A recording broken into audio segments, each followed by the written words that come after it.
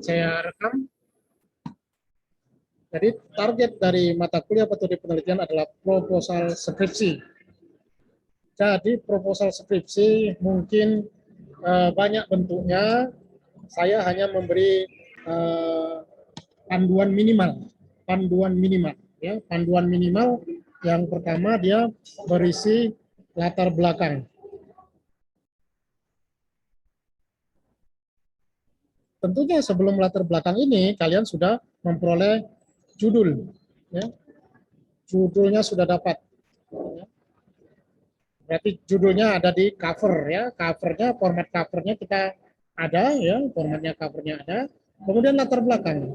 Jadi syarat minimal untuk membuat latar belakang adik-adik, ya, kalian paragraf pertama, ya, paragraf pertama di latar belakang itu berisi introduksi atau pengenalan.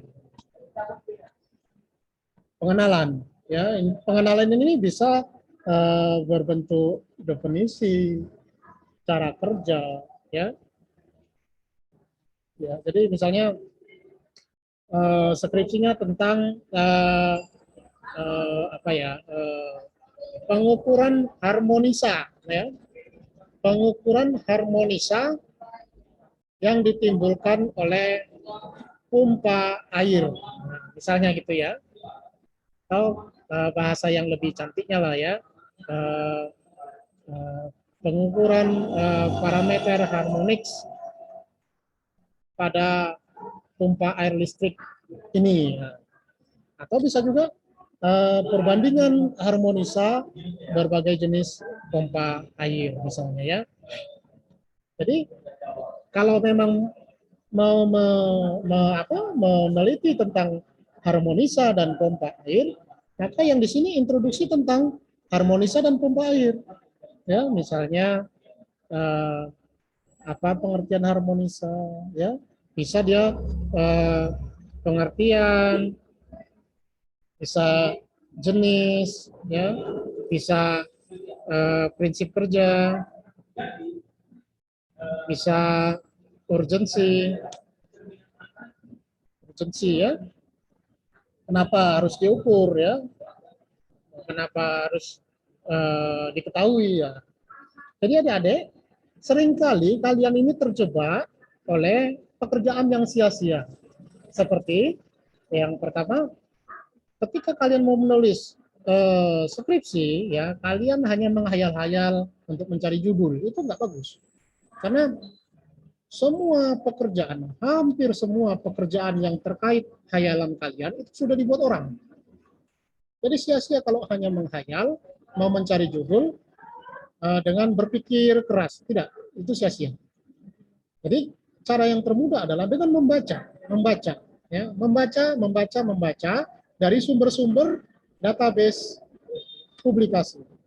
Yang termudah database publikasi dari Google Scholar, itu yang paling mudah.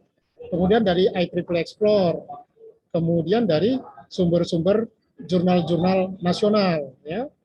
Jadi dengan membaca kalian bisa mengarahkan pemikiran kalian. Nah, ketika kalian menuliskan hal-hal ini, kalian juga tidak bisa dengan mengarang, ya, mengarang. Karangan kalian belum tentu lebih baik dari karangan orang, tapi karangan kalian bisa lebih baik dari karangan orang kalau karangan orang kalian baca dulu. Nah, itu maksudnya. Jadi kalau kalian mengarang tulisan, belum tentu lebih baik dari tulisan orang. Kecuali kalian baca dulu tulisan orang, baru kita bisa buat yang lebih baik. Nah, gitu. Jadi untuk mengisi ini kalian harus membaca referensi. Jadi ibaratnya ya, kalian baca pengertian menurut si A ini, pengertian menurut si B ini, pengertian menurut si C ini. Kalian bisa joinkan, gabungkan, ya. Sehingga ya, ketika melihat jenis-jenis pun menurut si A, si B, si C, si D, si E, menurut ini semua ada, kalian bisa cari yang terbaik. Sehingga di level introduksi kalian sudah bertabur referensi. Jadi yang namanya akademik itu kalian membaca teks akademik dulu, baru kalian selaraskan dengan ide kalian. Jadi jangan dibalik ya. Kalian capek berpikir, capek menghayal, kemudian menyusun kalimat, belum tentu baik. Jadi kebanyakan proposal skripsi yang saya jumpai, karang-karang sendiri, 2-3 paragraf di latar belakang. Tak cukup. Hanya untuk menulis introduksi saja kalian sudah harus membaca banyak paper. Ya, itu syaratnya.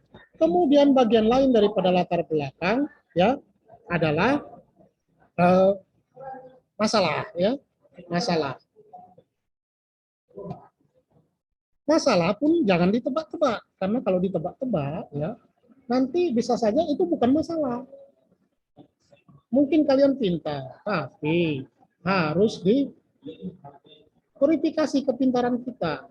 Misalnya gini, kita bilang enak saja, misalnya pompa air yang menghasilkan harmonisa yang besar akan sangat merugikan. Ntar dulu, emang betul-betul merugikan kah? Kalian harus baca teks.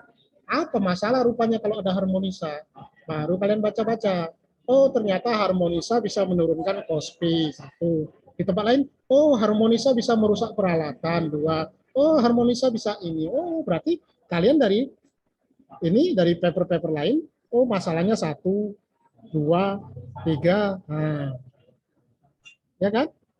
Kemudian yang kalian mau fokuskan, kenapa rupanya? Udah ada masalah-masalah tersebut, kenapa rupanya? Ada apa dengan skripsimu? Masalah yang mana mau fokuskan? Jadi, misalnya fokusnya, saya cuma hanya membandingkan masalah yang ditimbulkan oleh pompa jenis ini dengan pompa jenis ini. Oh, berarti skripsimu membandingkan harmonisa pompa ini dengan pompa ini. Oke, berarti masalahnya adalah hanya membandingkan mana yang masalahnya lebih kecil mungkin ya. Oke, jadi kalau memang fokusnya itu, tulislah nanti misalnya di sini bahwa harmonisa pada pompa listrik dapat menyebabkan pertama kerusakan pada ini menurut referensi ini. Kedua dapat meningkatkan ini nih referensi ini dan juga dapat menyebabkan ini. Oleh karenanya itu tambahan kalimat yang skripsimu fokuskan. Nah, sehingga fokus kita apa? Oh, saya hanya skripsi ini hanya membandingkan seberapa jauh harmonisa yang ditimbulkan oleh pompa jenis ini dan pompa jenis ini. Sudah, itu saja. Tidak, ada bagian ketiga di pendahuluan yang harus dibuat, yaitu review sedikit, review pengantar ya, dari existing. Jadi kalian baca paper A, B, C, minimal 3 lah letakkan. Pembahasan yang terkait. Misalnya kalian mau membandingkan pompa listrik ya, harmonisa pada pompa listrik. Ternyata sudah dikerjakan oleh paper A, paper B, paper C untuk yang ini. Baru masalah tersebut di atas ini, masalah ini ya sudah dikerjakan oleh penulis A, B, dan C. Penulis A membandingkan kinerja ini dengan ini. Menghasilkan ini. Namun, nah jadi ini harus dicari pro dan kontranya. Ini juga iya, ini juga iya. Maka fokus kalian apalagi diperjelas. Fokus skripsi. Jadi pertama kita problem umum ada. Kemudian kita fokus problem yang ini saja. Nah, untuk problem yang ini sudah dikerjakan orang lain. A, B, C. Ini. Maka yang membuat beda kita ini apa? Ini bedanya. Yang punya kita. Jadi skripsi kita mengukur harmonisa pada saat begini. Nah, jadi itu dia fokusnya. Itu di latar belakang adik-adik. Sudah? Sudah. Latar belakang sudah. Gampang. Jadi coba lihat. Latar belakang saja sudah berapa referensi. Ini baru orang pintar. Kalau sepintar apapun kalian, tapi karangan kalian itu tidak dikonfirmasi oleh referensi, belum tentu sepintar itu kan gitu. Jadi harus ide-ide kalian itu harus dikonfirmasi dengan referensi yang sudah mungkin si A, si B, si C, si 1, 2, 3 ini ketika membahas skripsinya sudah dikoreksi-koreksi orang, sudah diprotes orang. Jadi kalian lebih tinggi lagi levelnya. Karena yang sudah diuji ini kalian membandingkan dengan yang sudah diuji. Jadi banyak proposal yang saya baca hanya 3 paragraf, isinya cuma kalimat buatan sendiri, karangan sendiri, yang ini disebut masalah, tapi nggak ada yang mengkonfirmasi bahwa itu memang masalah. Kalau nggak masalah, kenapa rupanya?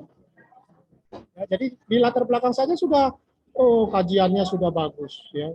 Oke, kita lanjut. Setelah latar belakang, kita akan melakukan perumusan masalah, adik-adik. Perumusan masalah.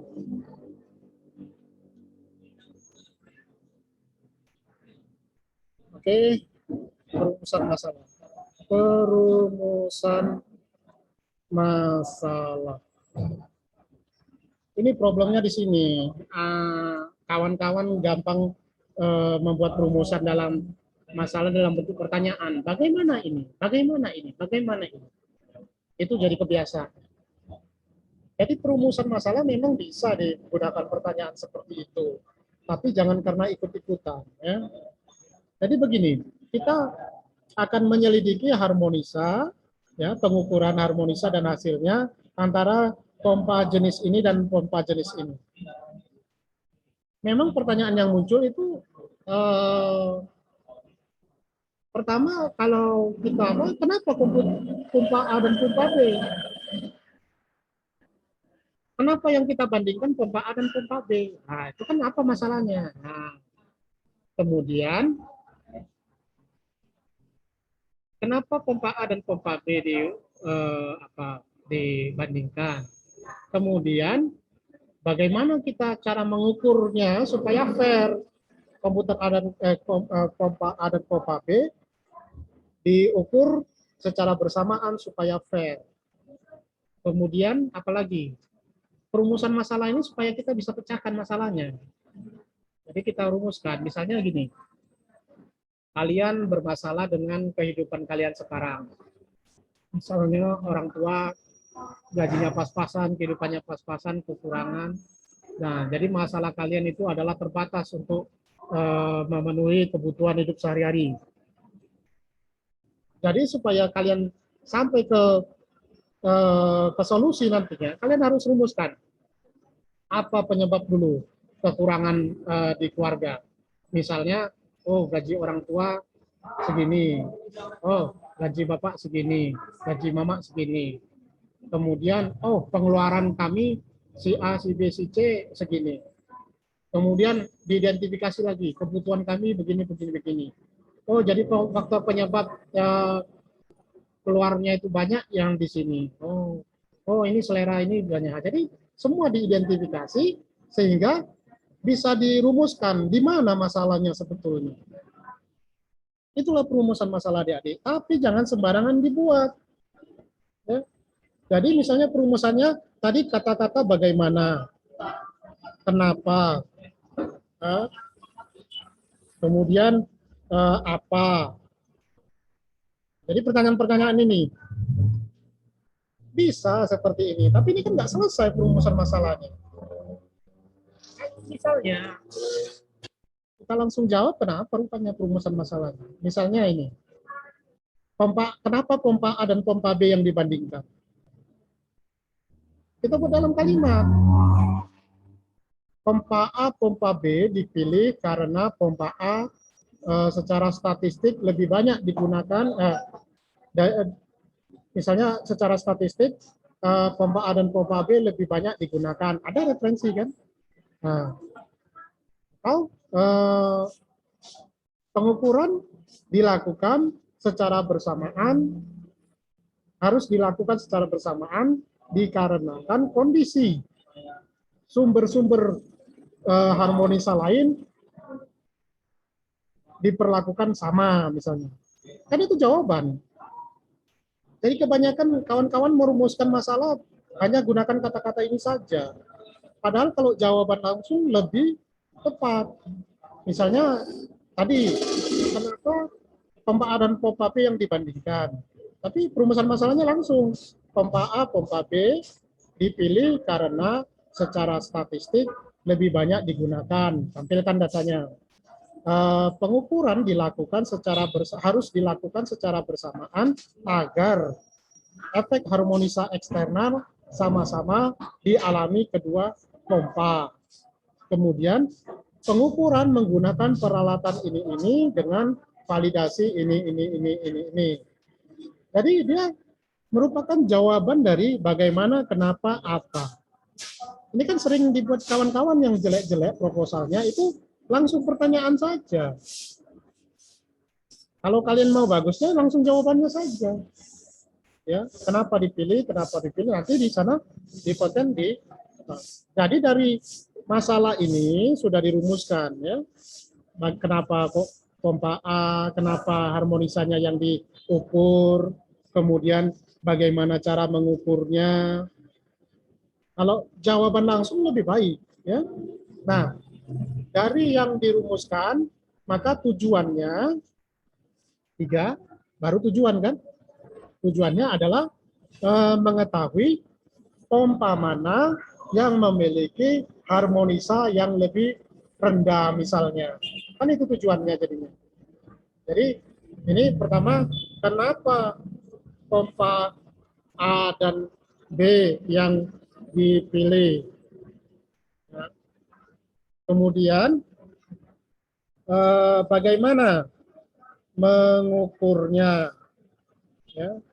Kemudian parameter apa yang diukur. Itu kan kebanyakan kawan-kawan cuma begini saja.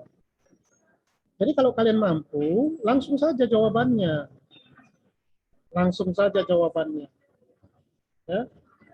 Jadi jangan pertanyaan lagi. Memang kalian sudah bisa merumuskan. Kalau pertanyaan berarti kan belum lengkap rumusannya. Ya. Jawabannya dicari, langsung jawabannya ditulis. Oke. Kemudian tujuannya memperoleh atau mendapatkan data, ya, memperoleh data atau mengetahui pompa mana yang memiliki harmonisa paling kecil. Ini tujuannya misalnya. Yang tambahan, pembatasan masalah, kemudian sistematika itu nggak terlalu penting, manfaat juga nggak terlalu apa.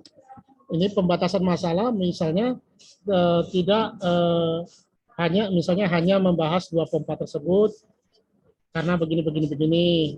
Pengukuran dilakukan menggunakan peralatan yang memiliki jangan merek, kalau bisa jangan merek.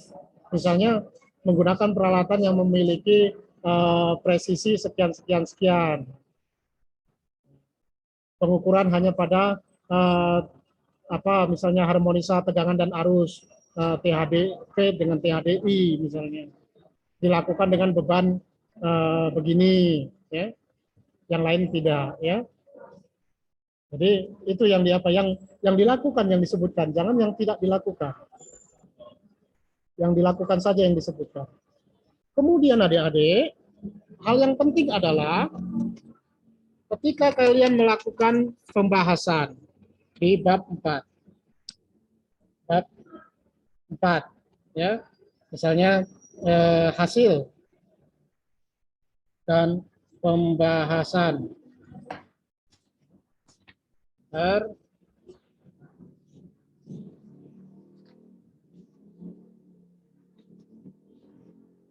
hasil dan pembahasan, ya. Hasil dan pembahasan ini pertama pastinya kalian tunjukkan hasilnya dulu, ya. Hasilnya. Jadi hasilnya itu kalau di bab 3 dia rancangan eksperimen itu hanya coret-coret, kalau hasilnya itu tunjukkan gambar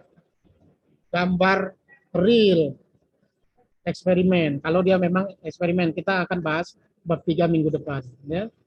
Bab 3 minggu depan, ya.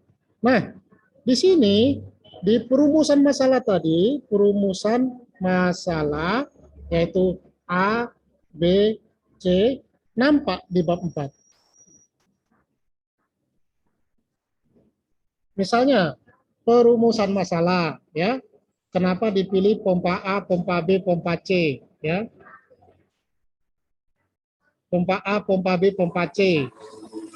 Kenapa dipilih? Kalau bisa nampak di bab 4. Ya.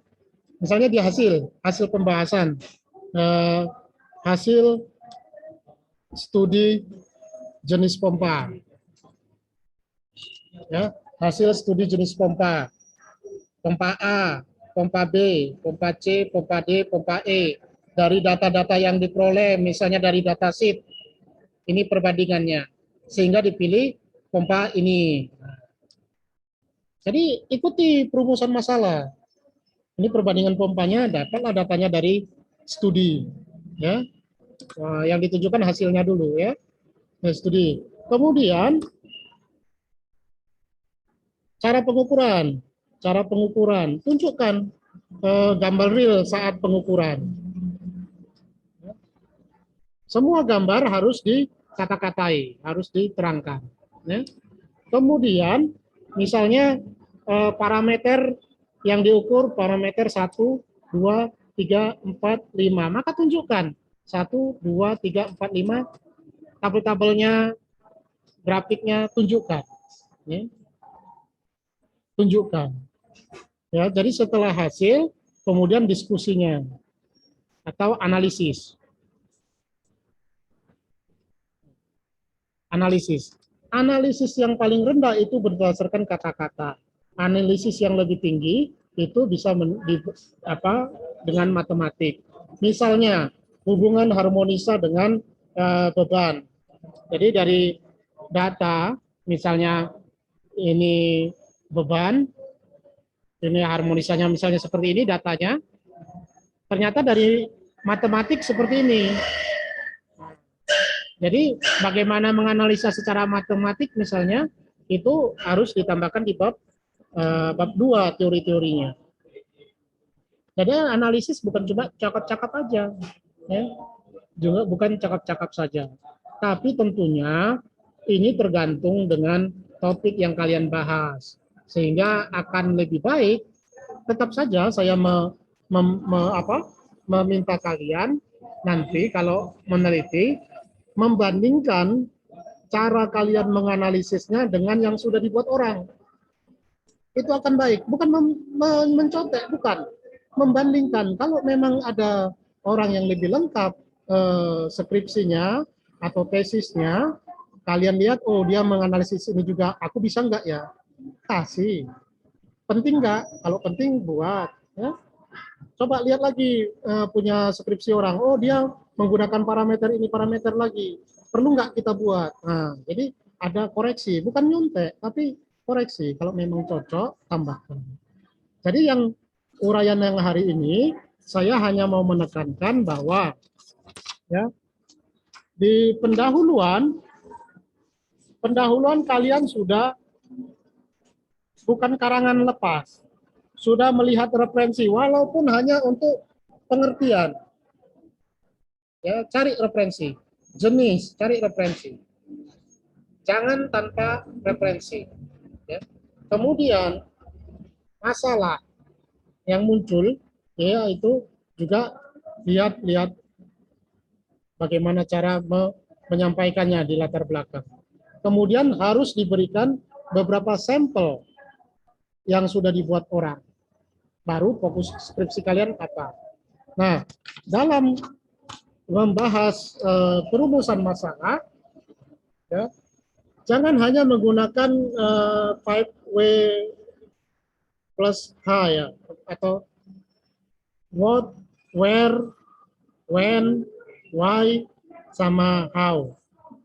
Bukan cuma ini kalau bisa. Kalau bisa jawabannya yang dapat. Jawabannya.